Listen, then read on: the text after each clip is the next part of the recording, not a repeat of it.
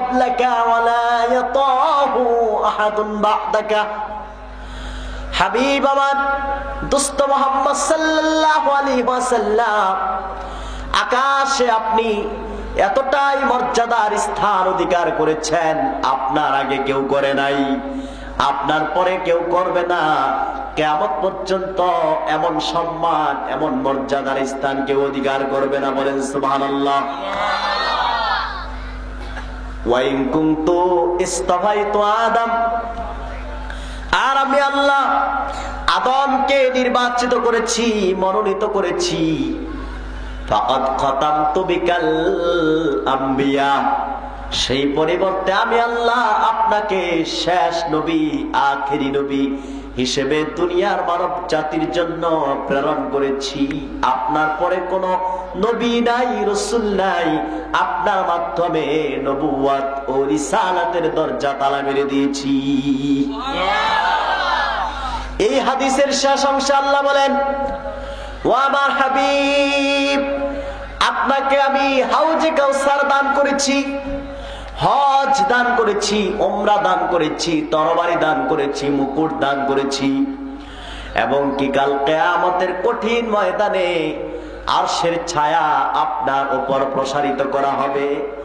আপনার মাথায় পবিত্র মুকুট পরিধান করানো হবে, হামদের মুকুট পরিধান করানো হবে। ও আমার হাবিব, শুনে রাখুন, শাফাআতের চাবিঘাটি আমি আল্লাহ আপনার হাতে তুলে দিব। যাকে ইচ্ছা গুনাহগার উম্মতকে সুপারিশ করে জাহান্নাম থেকে বের করে জান্নাতে ঢুকায় দেওয়ার ক্ষমতা আমি আল্লাহ আপনার হাতে দিয়ে দিব। এই হাদিসের একবারে শেষ অংশে এসেছে, আল্লাহ বলেন, ও আমার হাবিব, দোস্ত আমার, যদি আমি আল্লাহ আপনাকে সৃষ্টি না করতাম, আকাশ বাড়াতাম না, জমিন বাড়াতাম না, দুনিয়ার কোনো কিচ্ছুই আমি আল্লাহ সৃষ্টি করতাম না। যত জোর আছে সর্বজোর দিয়ে কোন সুবহানাল্লাহ। আমার রাসূলের উসিলায় তো জগৎ সৃষ্টি হয়েছে, ঠিক কিনা বলেন? ঠিক কিনা বলেন ভাইরা আমার? তাহলে সেই রাসূলের মহব্বত দরকার আছে না নাই? আমার রাসূলের উসিলায় জগৎ সৃষ্টি হয়েছে, এইটা জাল হাদিস না, এটা শুদ্ধ হাদিস, সহিহ হাদিস, ঠিক কিনা? আমাদের দেশে একদল ভাই আছে যারা রাসূলুল্লাহ সাল্লাল্লাহু আলাইহি ওয়াসাল্লামের উসিলায় জগৎ সৃষ্টি হয়েছে এটা মানে না, এটা বানোয়াট বলে। তারা শিরক কুফর খুঁজতে খুঁজতে এখন তারা কালেমায় পর্যন্ত শিরকের গন্ধ খুঁজছে। একটা মানুষ যখন মুসলমান হয় তখন কালেমা পড়ে, লা ইলাহা ইল্লাল্লাহু মুহাম্মাদুর রাসূলুল্লাহ সাল্লাল্লাহু আলাইহি সাল্লাম। এখন তারা এই কালেমার মধ্যে পর্যন্ত শিরকের গন্ধ খুঁজতেছে। তারা বলে, বাংলাদেশের এক বক্তা ফতোয়া দিয়েছে, লা ইলাহা ইল্লাল্লাহু মুহাম্মাদুর রাসূলুল্লাহ একসাথে লেখা শিরিক। আপনারা কি রাসূলকে মহব্বত করেন? এত আস্তে বললেন নাউজুবিল্লাহ। আমি জানি আপনাদেরকে ক্ষোভ এসে খুব জোরালো ভাবে ধরতেছে, আবার তো ঠান্ডা আছেই সাথে, ঠিক কিনা? মাঠে কি পানি পড়তেছে নাকি আপনাদের উপর? আর কিছুক্ষণ চলবে নাকি মোনাজাত?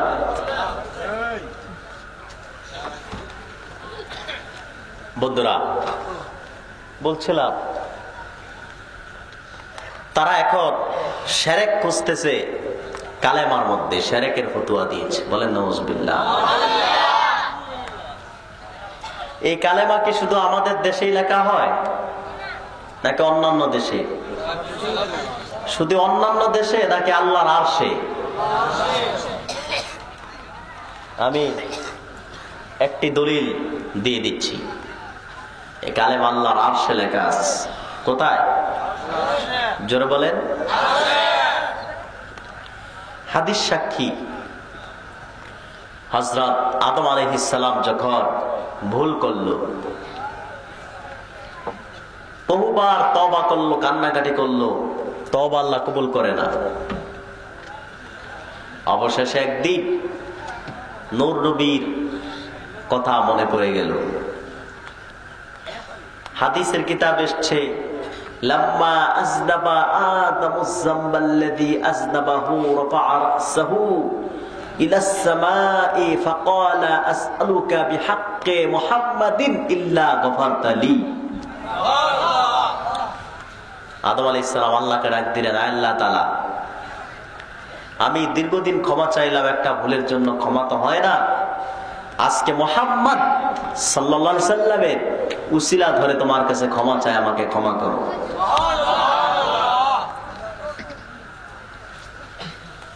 হাদিস সাক্ষী,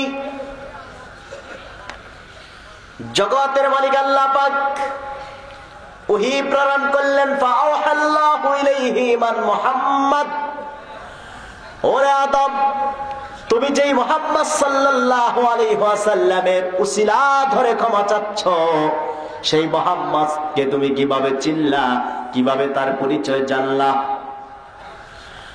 হযরতে আদম জবাব দিয়েছেন, হাদিসের কিতাব এসেছে, ফাকালা তাবারাকাসমুকা লাম্মা খলাকতানি রাফা'তা রা'সি ইলা আরশিকা ফাইযা ফীহি মাকতুবুন লা ইলাহা ইল্লাল্লাহু মুহাম্মাদুর রাসূলুল্লাহ সাল্লাল্লাহু আলাইহি ওয়াসাল্লাম।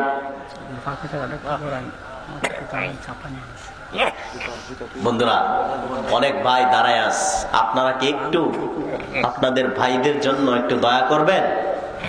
কথা বলে না, করবেন?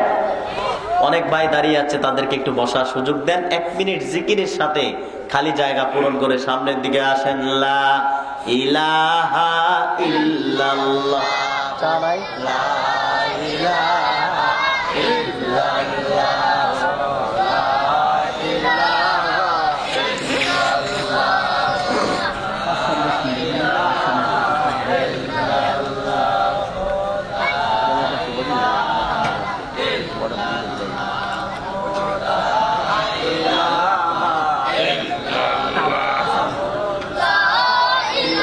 মহব্বতে লা ইলাহা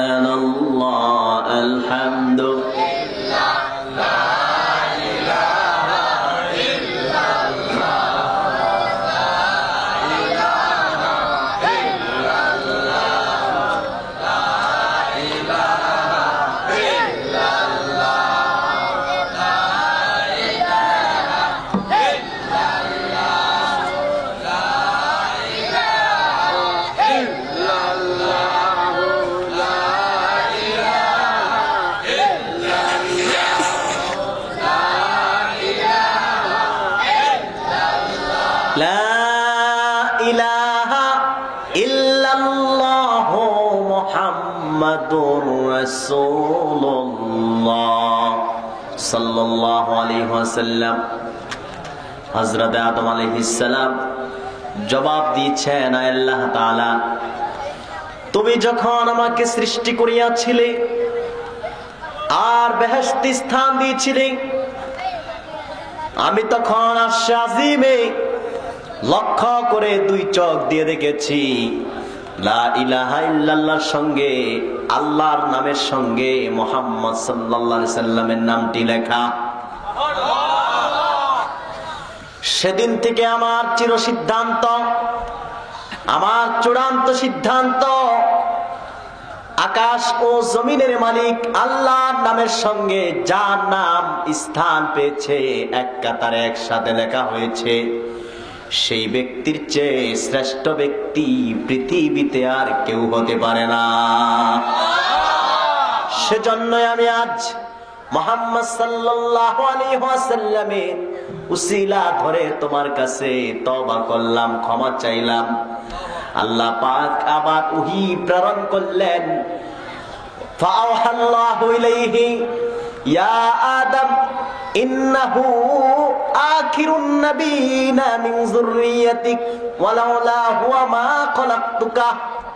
ওরে আদম, তুমি যেই মুহাম্মদ সাল্লাল্লাহু আলাইহি ওয়াসাল্লামের উসিলা ধরে ক্ষমা চাইলা, সে হচ্ছে আমার আখিরি নবী, নবী কুলের সম্রাট, বিশ্ব নবী মুহাম্মদ সাল্লাল্লাহু আলাইহি ওয়াসাল্লাম। তবে তিনি তোমারই সন্তান। ওরে আদম, শুনে রাখো, যদি আমি আমার দোস্ত মুহাম্মদ সাল্লাল্লাহু আলাইহি ওয়াসাল্লামকে সৃষ্টি না করতাম রে আদম, তাহলে তোমাকেও বানাতাম না, আকাশ জমিন কিচ্ছুই আমি আল্লাহ প্রেরণ করতাম না। হযরত আদম আলাইহিস সালাম আমার নূর নবীর উসিলায় ক্ষমা চাইলো, তওবা করলো। আল্লাহ রাব্বুল আলামিন আদমের তওবা কবুল করে নিল। আদম আলাইহিস সালামের ভুল ক্ষমা করে তিনি নবী হিসেবে আদমকে নির্বাচন করে নিল। তাহলে আমরা যখন দোয়া করব, আমার নূর নবীর উসিলা দিয়েই দোয়া করব, ঠিক কিনা বলেন? আমরা যখন আল্লাহর কাছে কিছু চাইবো, আমার নূর নবীর উসিলা ধারণ করেই চাইবো, ঠিক কিনা? আমরা যখন আল্লাহর কাছে দোয়া করব, আল্লাহর হাবিবের উসিলা দিয়ে দোয়া করব। মনে রাখবেন, যারা নূর নবীর উসিলায় দোয়া করাকে শিরকের ফতোয়া দেয়, ওরা নিজেরাই শিরকের মধ্যে লিপ্ত আছে, ঠিক কিনা বলেন? আসল শিরকের ব্যাপারে তাদের কোনো খবর নাই। এই দেশে মাজারে সাজদা হয়, কবরে সাজদা হয়, পীরের পায়ে সাজদা হয়, গান বাজনা হয়, রাসূলুল্লাহকে গালিগালাজ করা হয়, সেদিকে তাদের কোনো ফতোয়া নাই। কিন্তু যারা সুন্নি মুসলমান, আল্লাহর হাবিবকে মহব্বত করে, তাদের বিরুদ্ধে শিরকের ফতোয়া দেয়, ঠিক কিনা বলেন? তাহলে সে দুশ্মনী কি সুন্নি মুসলমানের সাথে না রাসূলুল্লাহর সাথে? রাসূলুল্লাহ সাল্লাল্লাহু আলাইহি সাল্লাম, আমার নূর নবী মুহাম্মদ সাল্লাল্লাহু আলাইহি সাল্লাম হচ্ছে শ্রেষ্ঠ নবী। কি নূর নবী মুহাম্মদ সাল্লাল্লাহু আলাইহি সাল্লাম হচ্ছে শ্রেষ্ঠ নবী, ঠিক কিনা? পরে পরে ভাইরা আমার, যেখানে শিরকের ফতোয়া দেওয়া দরকার সেখানেই দিতে হবে, ঠিক কিনা? আমাদের দেশে যারা আবার রাসূলুল্লাহর তাজিমের নামে ভণ্ডামি করে, যেমন নারী পুরুষ একসাথে হয়ে গান বাজনা করে, রাত 12টা পর্যন্ত মাহফিল করে, 12টার পর গান বাজনা নাচানাচি করে, এরা করে রাসূলুল্লাহর তাজিমের নামে ভণ্ডামি, ঠিক কিনা বলেন? কি করে? ভণ্ডামি করে। গান বাজনার কোন স্থান ইসলামে নাই। যারা গান বাজনা করে, নারী আর পুরুষ একসাথে হয়ে জিকির করে, ফিকির করে, গান বাজনা জিকিরের সাথে যারা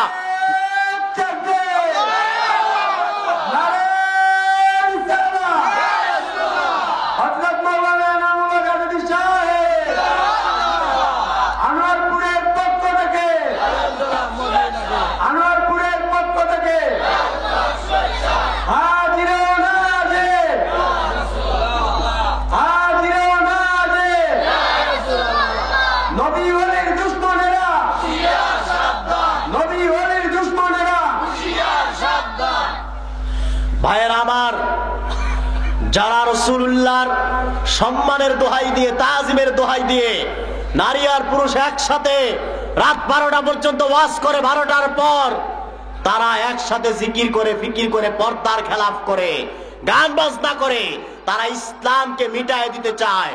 ওই সব পীর আর পীরের মুরিদরা হচ্ছে নাস্তিক, বেঈমান, কাফেরদের দালাল। তাদের সাথে জোনপুর, ফুলতলি হক্কানি কোন পীরের মুরিদদের সম্পর্ক থাকতে পারে না, পারে না, পারে না। ঠিক কিনা?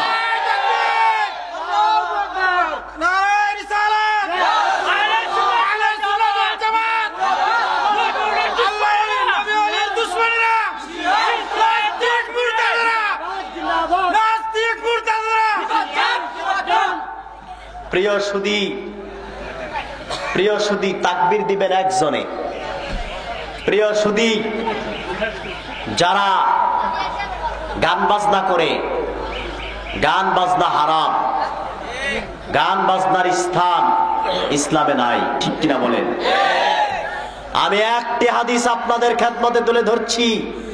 আল গিনা ইউমবিতুন নিফাক ফিল কলবি কামা ইউমবিতুজ যারআ।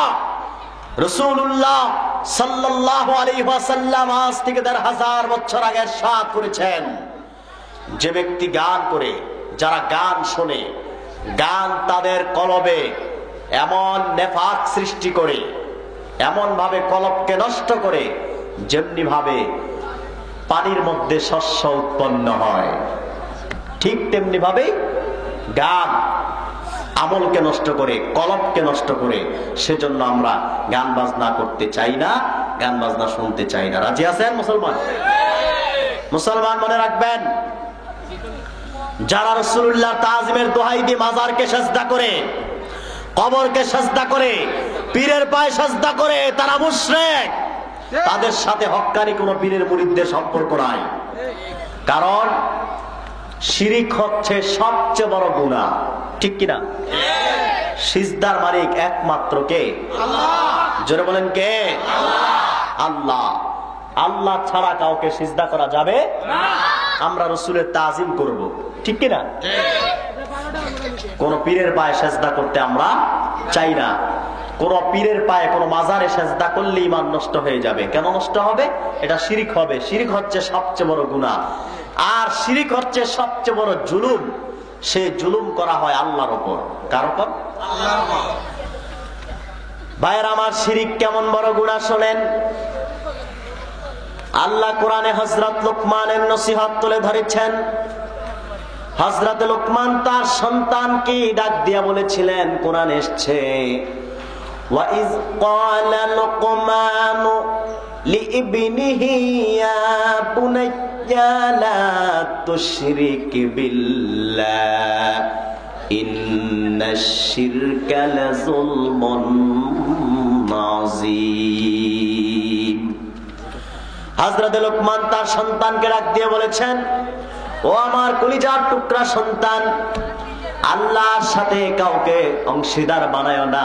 আল্লাহ তো একজন, আল্লাহ এক, তার সাথে কাউকে শরীক করো না। ইন্নাশ শিরকা লাযুলমুন আযীম। আর জেনে রেখো, শিরক হচ্ছে সবচেয়ে বড় জুলুম।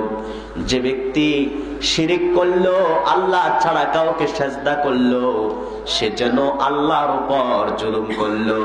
আল্লাহর উপর যে ব্যক্তি জুলুম করে, সে মুসলমান হতে পারে? ঠিক কিনা বলেন? ভাইয়েরা আমার, কেমন জুলুম!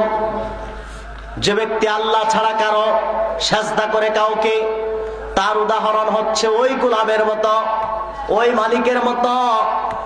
যেমন হযরত ইয়াহইয়া আলাইহিস সালাম উদাহরণ দিয়েছেন, আল্লাহ ছাড়া যদি কোনো ব্যক্তি অন্য কাউকে সিজদা করে, তার দৃষ্টান্ত এইরূপ। একজন মালিক একটা গোলাম খরিদ করলো, কিন্তু সেই গোলাম যা রোজগার করে সব অন্য কাউকে দিয়ে দেয়। এটা কি কোনো মালিক মানবে? সে এই ভণ্ড পীর দেওয়ানবাগীকে তার আস্তানা ভেঙ্গে, হক্কানি পীরের মুরিদরা প্রয়োজনে তার আস্তানা ভেঙ্গে চুরমার করে দিতে শাহজালাল ইয়ামানির তরবারিকে আবার ধারণ করতে হবে মুসলমান।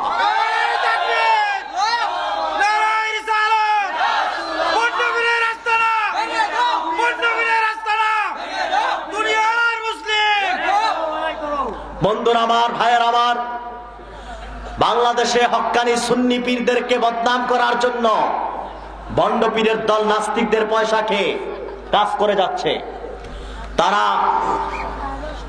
তারা পীরের মুরিদদেরকে শিক্ষা দেয়। পীর সাহেব নাকি মুরিদের সব খবর জানে। সব খবর কে জানে? বলেন আল্লাহ। এই কথা যারা বলে এইসব ভণ্ড পীরের ব্যাপারে আর কি বলবো?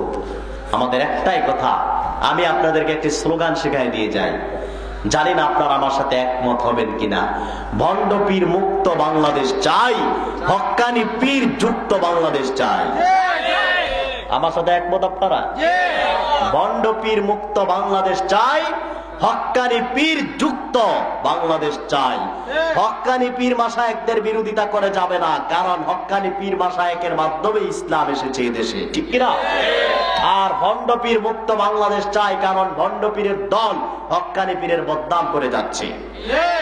সেজন্য ভণ্ড পীর মুক্ত বাংলাদেশ চাই। বলছিলাম রাসূল করিম সাল্লাল্লাহু আলাইহি সাল্লামের মহব্বত ঈমানের মূল জিনিস। যারা রাসূলুল্লাহর মহব্বত করবে, কাল কিয়ামতে রাসূলুল্লাহর শাফাআত তারা পেয়ে যাবে। আমরা রাসূলকে কেন মহব্বত করব না? রাসূলের তাজিম কেন করব না? বিপদে যখন পড়ব তখন তো আমার রাসূল ছাড়া আর কেউই নাই, আছে?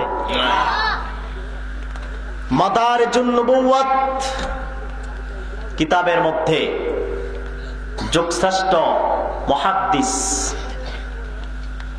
আব্দুল হক মুহাদ্দিস দেহলভী রাহমাতুল্লাহ, তিনি হাদিস নকল করেছেন। হযরত আবু সাঈদ খুদরী রাদিয়াল্লাহু তাআলা আনহু থেকে বর্ণিত, কাল কিয়ামতে মানুষ যখন জাহান্নামের দরজা খোলা থাকবে, জাহান্নামের হাওয়াগুলো বের হতে থাকবে, কঠিন শাস্তি দেখে, ভয়ঙ্কর উত্তাপ দেখে তখন হতাশ হয়ে যাবে, চোখ দিয়ে শুধু পানি টলটল করে বেয়ে পড়বে, ভয়ে থরথর করে কাঁপতে থাকবে। সেই কঠিন ময়দানে, হাসর ময়দানে তারা সাহায্য খুঁজবে যে কার সাহায্য নেওয়া যায়।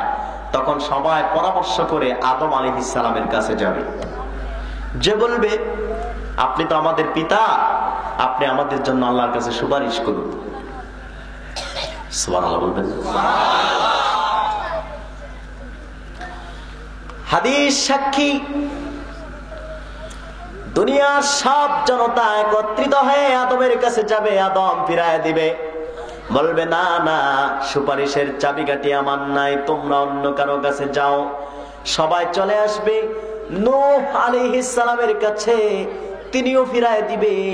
এভাবে যেতে যেতে যেতে যেতে অবশেষে তারা আসবে ঈসা রূহুল্লাহর কাছে, এসে বলবে ও আল্লাহর পয়গম্বর ঈসা, আপনি তো দুনিয়ায় আল্লাহ পাক আপনাকে বিশেষ মুজিজা দান করেছিলেন, আপনি মৃত মানুষকে জিন্দা করার ক্ষমতা রাখতেন। আজকে আপনি কঠিন হাসর ময়দানে আমাদেরকে আল্লাহর কাছে সুপারিশ করে জাহান্নাম থেকে রক্ষা করুন। ঈসা আলাইহিস সালাম বলবে না না, আজকের এই কঠিন বিপদে, কঠিন ময়দানে তোমাদের জন্য সুপারিশ করার কোনো ক্ষমতা আমার নাই। তোমরা যদি জাহান্নামের জটিল ও কঠিন আযাব থেকে বাঁচতে চাও, রক্ষা পেতে চাও, তোমরা চলে যাও আল্লাহর আখিরি নবী, নবী কুলের সম্রাট নূর নবী হযরত মুহাম্মদ সাল্লাল্লাহু আলাইহি সাল্লামের কদমে। ইরজিই ইলা নবিয়্যিল খাতাম মুহাম্মাদিন মুস্তাফা সাল্লাল্লাহু আলাইহি ওয়াসাল্লাম। রে জগৎবাসী, রে তাওহীদি জনতা, তোমরা যদি আজ জাহান্নামের আযাব থেকে বাঁচতে চাও, চলে যাও রাসূলুল্লাহর কদমে, তিনি তোমাদের জন্য সুপারিশ করতে পারবেন। আল্লাহ পাক ওনার হাতেই সুপারিশের চাবি তুলে দিয়েছে। দুনিয়ার সব জনতা হাসর ময়দানে রাসূলুল্লাহর কদমে চলে আসবে, সে দেখবে দুনিয়ার সব নবী ইয়া নাফসি ইয়া নাফসি বলে কান্না করছেন, আর আমার নূর নবী সিজদায় পড়ে ইয়া রাব্বি উম্মতি বলে কান্না করছেন। আয় আল্লাহ, উম্মত রক্ষা করো, উম্মত রক্ষা করো, উম্মতকে মুক্তি দাও। উম্মতের জন্য কান্না করছেন। এই কান্না দেখি দুনিয়ার সব মানুষ অবাক হয়ে যাবে। এতক্ষণ সব নবীদের কাছে গেলাম, কেউ তো তাদের উম্মতের জন্য কাঁদে না, নিজের জন্যই শুধু কান্নায় ব্যস্ত আছে। রাহমাতুল লিল আলামিনের কাছে এলাম, তিনি তো নিজের জন্য কাঁদে না, উম্মতের জন্যই কেঁদে যাচ্ছেন, চোখের পানি ঝরাচ্ছেন। সবাই দাঁড়ায় থাকবে, আল্লাহর হাবিবের চোখের পানি আল্লাহ পাক সহ্য করতে পারেন না। আল্লাহর দয়ার আকাশে, দয়ার সাগরে ঢেউ উঠলে উঠবে। কিছুক্ষণ পর আল্লাহ রাব্বুল আলামিন তার হাবিবকে ডাক দিবেন। হাদিস সাক্ষী আল্লাহ রাব্বুল আলামিন আমার নূর নবীকে ডাক দিবেন, ইয়া মুহাম্মদ সাল্লাল্লাহু আলাইহি ওয়াসাল্লাম,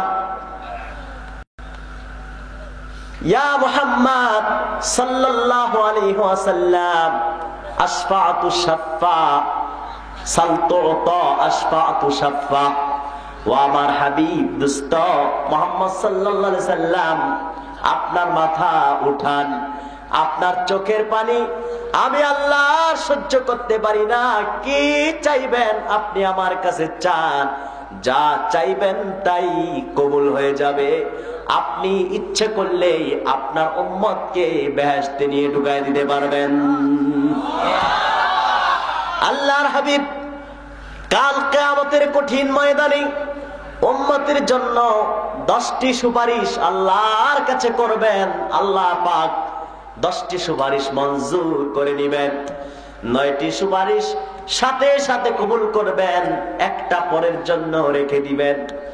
যারা 10 নম্বর সুপারিশটা হচ্ছে, ওগো আমার আল্লাহ, আমার উম্মতের মধ্যে যারা শুধু কালেমা পড়েছে, ঈমান এনেছে, নামাজ রোজা কিচ্ছুই করে নাই, তাদেরকেও তুমি বেহেশত দান করতে হবে। আল্লাহ পাক এটিও কবুল করে নেবেন, পরের জন্য রেখে দিবেন। জাহান্নাম থেকে ট্রান্সফার করে কোটি কোটি বৎসর পর আগুনে জ্বালায়া তারপর 10 নম্বর উম্মতকে বেহেশত দান করবে। তাহলে আমরা কি ফার্স্ট চান্সে বেহেশতে যেতে চাই না লাস্টে? হ্যাঁ, যদি প্রথমে আমরা বেহেশতে ঢুকতে চাই, আমাদেরকে নামাজ রোজা হজ যাকাত পরিপূর্ণভাবে আদায় করতে হবে। রাজি আছেন?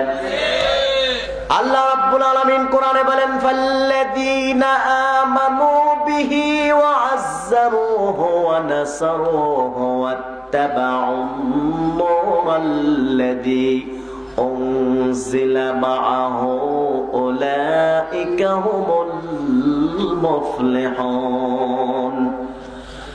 যারা আমার হাবিবের উপর ঈমান আনবে, আমার হাবিবের তাজিম করবে। আমাদের বিষয় কয়টা ছিল মনে আছেনি আপনাদের? কয়টা? 1 নাম্বার রাসূলের প্রতি ঈমান, 2 নাম্বার রাসূলের তাজিম, 3, 4 এই 2টি বিষয় রয়ে গেল। 2টি বিষয়ের তো আলোচনা আমি করলাম। রাসূলের প্রতি ঈমান আনলে সফল হওয়া যায়, যুবকটি সফল, ঠিক কিনা? ইহুদির সন্তান যুবক। আর রাসূল পাক সাল্লাল্লাহু আলাইহি সাল্লামের তাজিম ঈমানের অংশ, এটির ব্যাখ্যাও আমি আপনাদের সামনে দিয়েছি, ঠিক কিনা? আর 2টি বিষয়, রাসূলুল্লাহ সাহায্য এবং কোরআনের অনুসরণ। কোরআনের অনুসরণটাই ইসলাম, ঠিক কিনা? তো এই 2টি বিষয়ের ব্যাখ্যা আজকে আর দিতে পারলাম না, অনেক সময় হয়ে গেছে, প্রায় 1টা বেজে যাচ্ছে, আর 20 মিনিট মাত্র বাকি আছে। সেজন্য আমি আপনাদেরকে আর কষ্ট দিতে চাই না। প্রায় তো 2.5 ঘন্টা হয়ে গেছে, আমি অসুস্থতার মাঝেও প্রায় 2.5 ঘন্টা হয়ে গেছে। তো আমি আর আপনাদেরকে কষ্ট দিব না। এখন এই ইসলামী সুন্নি মহাসম্মেলন আনোয়ারপুর ঈদগায় প্রতি বছর চলুক, এটিকে আপনারা চান? মনে রাখবেন, এই যে আজকে সম্মেলন হয়েছে, এই সম্মেলনে যতক্ষণ মাইকের আওয়াজ চলছে ততক্ষণ আল্লাহ তাআলা কবরবাসীদের আযাবকে বন্ধ করে দিয়েছে। তা আমাদের মা বাবা দাদা দাদি যারা কবরে আছে তাদের জন্য তারা আমাদের কাছে কি চায়? জাহান্নাম থেকে মুক্তি চায়, একটু দোয়া চায়, ঠিক কিনা? সম্পদ চায়? চায় না। তারা সম্পদ চায় না। কোন ব্যক্তি যদি তাদের কবরের আযাব মুক্তির জন্য সম্পদ দান করেন, তাদের কবরের আযাব আল্লাহ ক্ষমা করবেন, ঠিক কিনা? এই ইসলামী সুন্নি মহাসম্মেলন প্রতি বছর চলুক।